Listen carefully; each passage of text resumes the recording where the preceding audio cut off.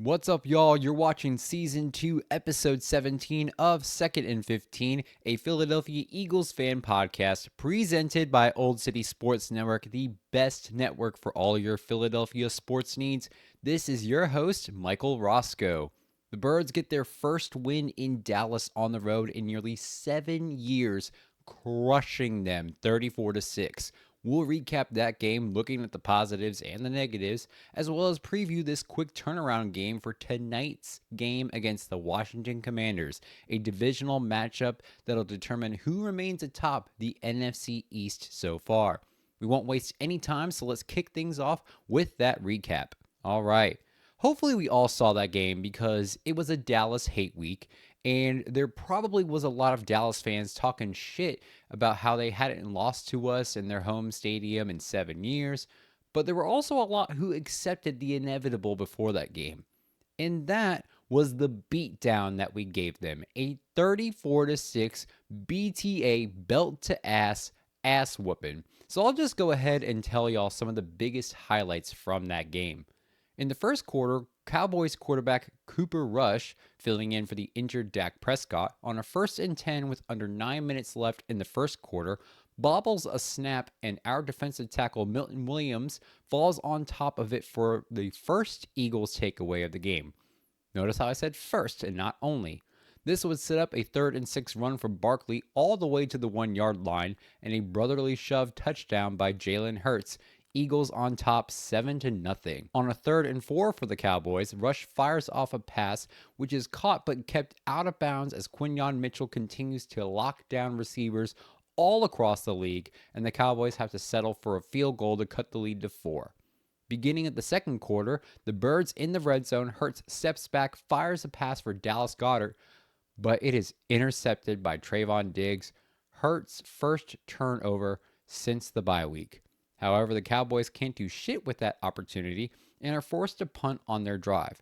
However, with under 3.5 minutes left, 1st and goal, it's a handoff to Ezekiel Elliott, reaching for the 1-yard line, but he fumbles it and it's forced out by Zach Bond, recovered by Cooper DeJean in the end zone for a touchback, and it's the second takeaway of the game. However, this glory wouldn't last too long because on a second play of that drive, Hurts, looking for somebody to pass to, gets sacked by Micah Parsons, which forces a fumble recovered by Dallas at the Eagles' 4-yard line. However, what sucks for Dallas is that our goal line defense was phenomenal, preventing them from getting into the end zone, making them settle for another field goal. Game is 7-6 Eagles. From here on out, things only continued to get worse for Dallas. After a couple good completions and a big rush from Jalen Hurts, the Eagles find themselves on a 2nd and 1 situation from the Dallas 12-yard line. Hurts steps back, avoids a tackle by DeMarvion Overshown, rolls right, throws towards the middle of the field, and finds Dallas Goedert this time for a touchdown. The half ends 14-6, Birds on top. In the third quarter, after Dallas goes 3 and out and is forced to punt, Cooper DeJean catches the punt at the Birds' 32-yard line and makes a huge gain, putting the Birds well into Dallas territory. 3rd and goal with 9 minutes left in the half, Hurts drops back, surveys around, avoids a sack yet again, steps up, fires, and finds rookie wide receiver Johnny Wilson for the touchdown, his first NFL career score, and the Birds extend the lead 21-6. Several minutes later, the Birds find themselves in the red zone yet again after Dallas's offense just can't get things going for shit. 2nd and goal from the 8-yard line, Hurts fakes the handoff to Barkley, rushes up the middle through contact, and gets into the end zone. Hurts' second rushing touchdown of the game. Birds up 28-6. A minute left in the third quarter, Dallas trying to salvage some type of dignity. Rush steps back, but Milton Williams once again is in there, forces a fumble. It's bobbling all over the ground. Dallas lineman got butter hands, and Eagles linebacker Zach Bond would recover. The Birds would get a field goal off of this, extending the lead 31-6. Under 13 minutes left in the final quarter, Trey Lance, yeah, you heard that right, Trey Lance is back in the game at quarterback after making one play earlier in the game. He steps back, fires a pass for Cowboys tight end Jake Ferguson, who is hit quickly by Zach Bond, and the ball is out yet again. And it's recovered by the defense, this time by safety Reed Blankenship. At this point, the first string offense is off the field, and the second stringers are getting well-deserved reps. They'd get a field goal off of this drive, extending the lead 34-6. 10 minutes left in the game. Cowboys offense has the ball. Lance out of the shotgun, fires a deep pass, and Eagle safety CJ Gardner-Johnson makes the interception, the fifth takeaway for this Eagles defense. Now, at this point, the game is pretty much over, and the last 9.5 minutes are uneventful. The Birds get a big win with the final score 34-6. Jalen Hurts would finish 14 for 20 for 202 yards, 2 touchdowns, and an interception. On the ground, he would have 7 carries for 56 yards and 2 rushing touchdowns. A.J. Brown would go for 5 catches for 109 yards. Tight end Dallas Goedert, 2 catches for 25 yards and a touchdown. Wide receiver Johnny Wilson, only 1 catch for 5 yards. But it was a score, so you got to give the man's credit. This defense would have 5 total takeaways, 4 fumble recoveries, and an interception. All right, y'all. That was the recap, so let's go into some Eagles news before our discussion. Starting off with, the Eagles have waived tight end Jack Stoll to make room for a player returning off of IR. More on that in a second, but before that, we have former Eagles defensive end Vinny Curry is set to retire as a Philadelphia Eagle after 11 seasons in the league during the Birds' Thursday night matchup. He played 8 total seasons with Philadelphia, including the year that they won the Super Bowl. The former Marshall University product logged 4 tackles in that win against the Patriots. I love how so many people, even when they leave the team, they want to come back to Philadelphia and retire as an Eagle. So congrats, Vinny. We can't wait to see your retirement ceremony. All right, next in the news is some injury updates from the Wednesday injury report. We had several Eagles listed as limited in that walkthrough, including linebacker Nakobe Dean with a groin injury, tight end Dallas Goedert dealing with an ankle injury, cornerback Darius Slay dealing with an ankle injury himself, and wide receiver Devontae Smith dealing with a hamstring injury. Hopefully these injuries aren't serious and all of them can play tonight. Fortunately, listed as full participants were edge rusher Bryce Huff with a wrist injury and, coming off of IR, left tackle Jordan Mailata after dealing with a hamstring injury over the past 4 weeks, as his 21-day practice window has been opened. All right, y'all. Let's go into this Eagles discussion, opinions, and overreactions to this game. Now, with our offense, I really don't have that many complaints about this offense. The play calling was pretty good. A.J. Brown continues to get hella yards. Hurts is still a beast through the air and on the ground with 4 total touchdowns. None of the players besides Hurts turned the ball over in any way. 5 of our receivers caught 100% of their targets. And even on an off game, Barkley still puts up over 65 rushing yards, which is 2 more yards than the entire Cowboys team passing yards. Let's put that into perspective. And other impressive feats, this offense was on fire. Yes, Hurts had 2 turnovers.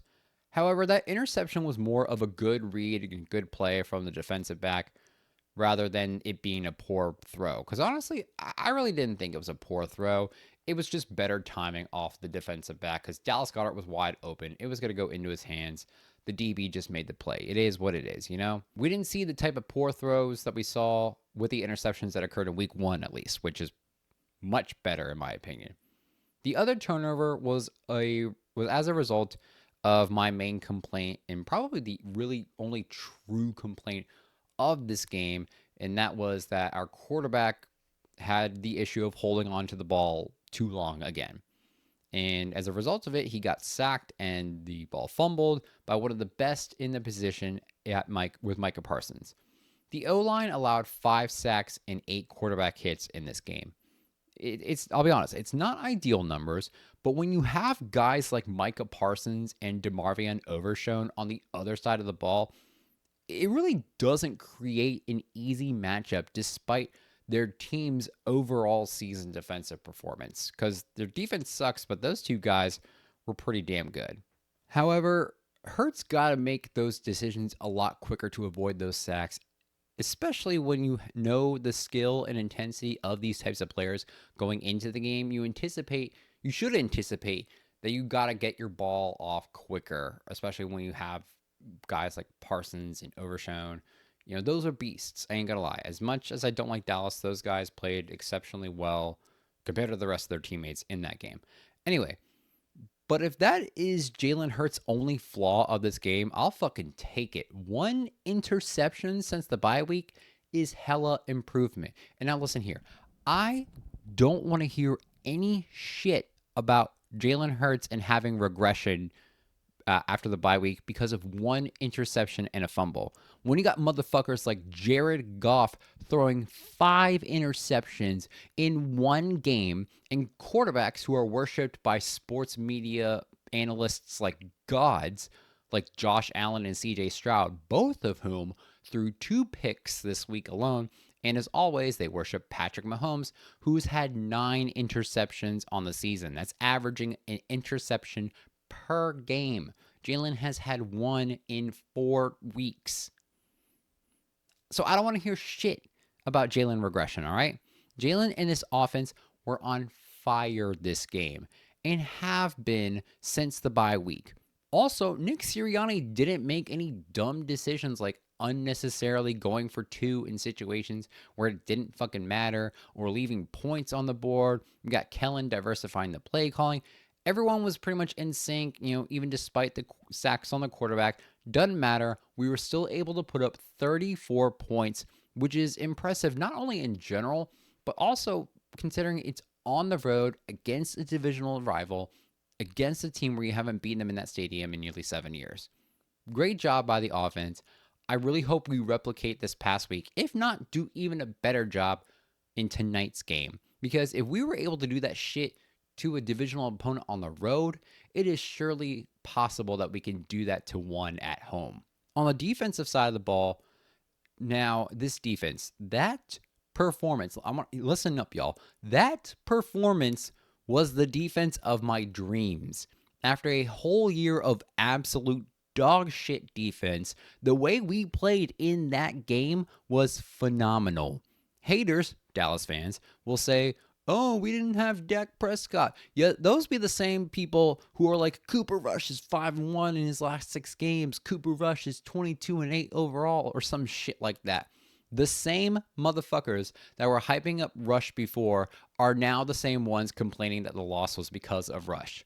Granted, yes, there were a lot of Dallas and non-Dallas fans who saw this blowout coming. But of course, it being Dallas, you're going to have those fans that hold strong to their beliefs in home win streaks, Cooper Rush, and all those other kinds of shit. The Dallas offense sucked. They played like ass. There's nothing else to it. Even if Cooper played better than he did, the defense on our side was electric enough to create havoc for that Dallas offense. 55 total tackles, 3 sacks, 5 tackles for loss, 7 pass deflections, 1 interception, and 4 fumble recoveries. 4 of them bitches. Like, for real? This week is probably the first week that I can't think of a single complaint against this defense. And I never thought I would ever hear myself saying some shit like that with our defense history. Zach Bond is the real fucking deal. Forced 2 fumbles, recovered a different fumble forced out by Milton Williams. Bond has taken the linebacker position by storm across this league. The Eagles have been making smart moves when it comes to signing players and establishing contracts. Their next smart move, at least by the end of the season, is to give Zach Bond an extension. Normally, I wouldn't say this for a player after only one season because we've seen what signing somebody after one season can do to them. But we signed Bond in free agency at the beginning of the season to only a 1-year deal. So we fucking need to extend him. We need to lock him down on this team before another one could go and claim him and his amazing talents. Other defensive players that were on fire this game include Milton Williams, 1 forced fumble, 1 fumble recovery, 1 sack, 1 tackle for loss. Cooper DeJean, 1 fumble recovery, 3 solo tackles. CJ Gardner-Johnson, 7 tackles, 1 pass deflection, and 1 interception. Reed Blankenship, 3 tackles and 1 fumble recovery. But really, this whole defense shined. I am over the moon with the way this defense played, and I pray we see this level of play throughout the rest of the season. Hell, maybe even all the way into the Super Bowl too. All right, let's go ahead and dive into a preview of tonight's game. The Birds have probably one of their most challenging games of this season ahead of them. It's a short week. We have a divisional rival who is 7-3, and this game will be a competition for first place in the division. The Commanders are coming off of a narrow loss to a strong Pittsburgh team, while our Eagles are coming off a winning streak that has been dominating teams. The Commanders were the team to end the Eagles' undefeated streak in the 2022 Super Bowl season, and we got to make up for that shit. Here's what I think the Birds need to do to keep this win streak alive and keep their first place divisional status in this game. Starting offensively, when we get into the red zone, we should be mainly using run plays or tight end dump off slants, passes, things like that. Washington's defense is already going to struggle against Saquon, and their red zone defense's touchdown rate is 70%. They're ranked 30th in the league. Barkley and Hurts should have no problem using their feet to get into the end zone. However, if Washington preps for that and is stopping our run game pretty well, Jalen could just dump that shit off to our tight end, considering the Commanders have been really bad against tight ends and wide receivers throughout the season, but have been pretty decent against running backs as receivers. So I think we minimize the running back dump offs. They're going to anticipate a lot of runs or, wheel routes, dump offs to Saquon Barkley. But let's look for Dallas Goedert or Grant Calcaterra if you're going to plan on passing it within our red zone. Outside of the red zone, don't be afraid to throw the deep ball. The Commanders did pick off Russell Wilson last week. However, his interception was more of a hero ball moment, something Jalen has been playing less and less of each week. He's been more accurate and efficient with the deep ball pass, and with Marshawn Lattimore out, we'll likely see Benjamin St-Juste and Emmanuel Forbes on the outside in the corner positions. And in that matchup with them versus A.J. Brown and Devontae Smith, historically speaking, I'm picking our boys over theirs. On the other side of the ball, we need to let Jalen Carter give Jaden Daniels flashbacks. The last time they faced off against each other was in their college days, and Jalen Carter had a sack against Daniels that involved just holding him in the air like, Simba until the whistle blew. But really, our front line's got to put immense pressure on Daniels. Daniels struggled against the pressure against Pittsburgh, going 17 for 34 passing, and took 3 sacks while rushing for just 5 yards, when he's been averaging anywhere from 40 to 50 yards rushing a game. In a game against a powerful defense like Pittsburgh, Jaden Daniels had his worst pass completion rate, second worst average yards per completion, and worst quarterback rating so far this year. It was the first time that I personally believe Jaden Daniels was truly challenged on the line. He's great about being able to escape the pocket and run against most teams.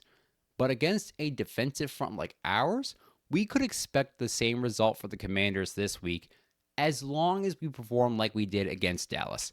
Pittsburgh rush defense is currently ranked 4th in the league, according to Fox Sports. The Eagles, currently ranked 5th. So we can expect Jaden to be challenged again as long as we keep our rush momentum going forward like we have been. Additionally, on the defensive side of the ball, our goal line defense from the Dallas game needs to be replicated 110%. The Commanders were able to get touchdowns on the ground against the fourth-ranked rushing defense, but struggled to do so against a pass defense that ranks 19th in the league.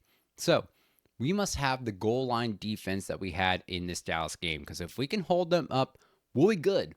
We'll shut down Jaden Nails from running. The running backs won't be able to do shit. We'll be good. Austin Eckler was able to get into the end zone twice on the ground, but he'll have to face the Georgia boys as well as Cooper DeJean, someone who can press the line and read running backs and receivers like an open book. However, that doesn't mean we should underestimate their run game, especially if they have Brian Robinson back. He's able to get plenty of yards after contact, so our defensive tackling will need to be on point, a deficit area that has seen significant improvement week after week after week. We just got to keep that momentum going. Just keep the momentum going. We've been on fire week after week after week. Our momentum has only been getting stronger and stronger. Just got to keep that shit going. All right. Before we end things off, I'm going to go over some quick predictions. Now, I was way off last week about it being a close game, but I was right about us getting the win, and that's what matters the most. This week, I'm predicting that this will be a close game again, considering the circumstances, but I'm predicting us to get that win at home in a 27-24 shootout. I see Dallas Goedert getting a touchdown again, and a deep passing touchdown to A.J. Brown. He's due for one at this point, with Jalen getting a rushing touchdown and 2 field goals from Jake Elliott. Let's solidify our position as the number 1 team in the NFC East with a win tonight. All right, y'all, that's it for this week's episode. Thank you all for joining us. Don't forget to like, subscribe, and follow us on YouTube, X, Instagram, Facebook, and TikTok by searching at 2nd and 15. That's 2NDAND15, or by the full name 2nd and 15, a Philadelphia Eagles fan podcast. You can also find the audio for each and every single episode releasing Thursday mornings on Spotify, Apple Podcasts, Amazon Music, Player FM, or wherever you get your podcasts. This episode, the show, and Old City Sports Network are sponsored by Righteous Felon Craft Jerky. Use our promo code OCSN for 15% off your order at righteousfelon.com. We're also brought to you by SeatGeek. Use promo code Old City Sports Network, all one word, for $20 off your first purchase. 2nd and 15 and Old City Sports Network are also brought to you by Decals by Aaron and Warlord Beard Oil. Head on over to warlordbeardoil.com and use our promo code OldSports, all caps, for 15% off your beard oils, washes, soaps, and so much more. Finally, head on over to oldcitysports.com to help contribute to the production of the podcast and the network by purchasing some of our awesome merch, including t-shirts, hoodies, flags, dishware, and more. All right, so we'll see y'all next week. Don't forget to tune into tonight's game at 8:15 Eastern Time, exclusively on Amazon Prime. Don't forget to stay fly like an eagle, and as always, go Birds!